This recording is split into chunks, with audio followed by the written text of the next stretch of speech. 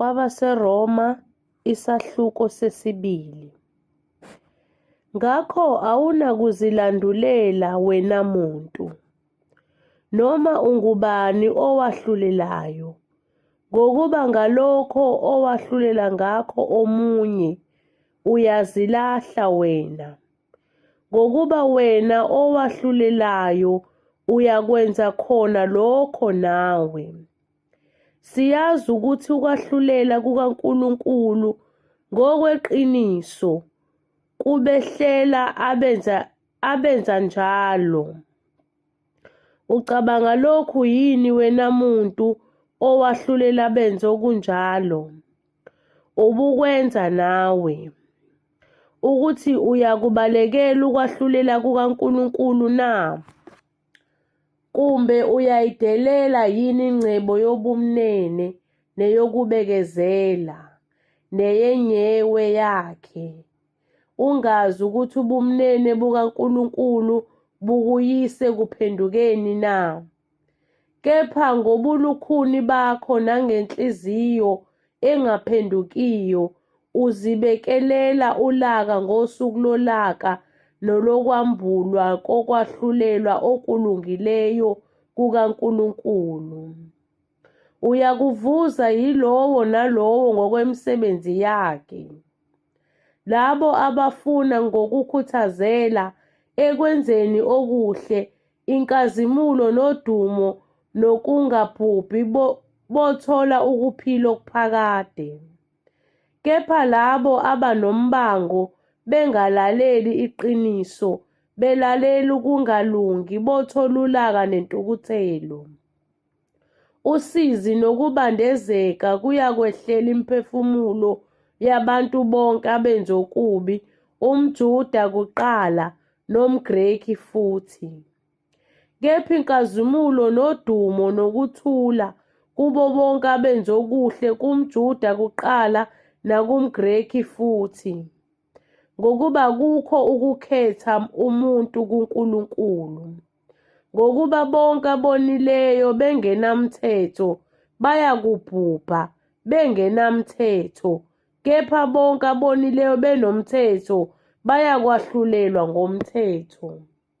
Lokhu akusibo abezwayo umthetho abangalungile phambi kukaNkulunkulu, kepha abenzayo umthetho yibona abayakulungisiswa. Ngokuba ngenxa bezizwe abangenawo umthetho ngokwemvelo benza okomthetho, laba abangenawo umthetho bangumthetho wabo ngokwabo.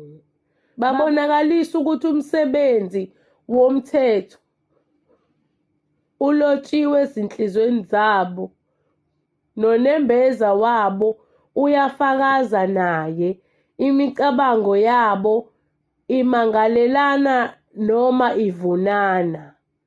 Ngosuku uNkulunkulu ayakwahlulela ngalo okufihliweyo kwabantu ngokwevangeli lami ngoKristu Jesu.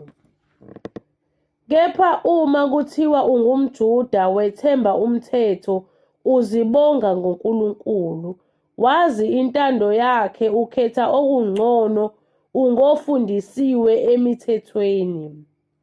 Uzethembile wena ukuthi ungumholi wezimpumputhe, ungukukhanya kwabasebumnyameni, umyali weziwula nomfundisi wezingane, unakho ukuma kokwazi nokweqiniso emthethweni.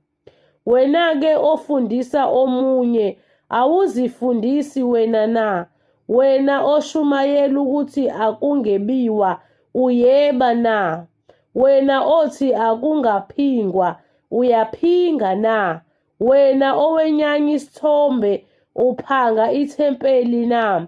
Wena ozibonga ngomthetho, udumaza uNkulunkulu ngokweqa umthetho na? Ngokuba igama likaNkulunkulu liyahlanjalazwa phakathi kwabezizwe ngenxa yenu, njengalokho kulotshiwe. Ngokuba ukusoka kuyasiza kambe uma ugcina umthetho, kepha uma ungumeqi womthetho ukusoka kwakho kuphenduka ukungasoki.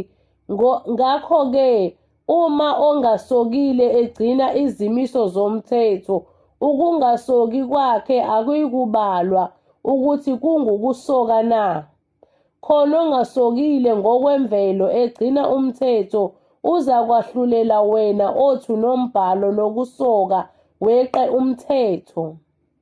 Ngokuba umJuda kakusiye onguye ngokubonwayo, nokusoka akusikho okubonwayo enyameni, kodwa umJuda yilowo onguye ngaphakathi, nokusoka kungokwenhliziyo, ngomoya kungengegama, okutuswa kwakhe kungaveli kubantu, kepha kuNkulunkulu.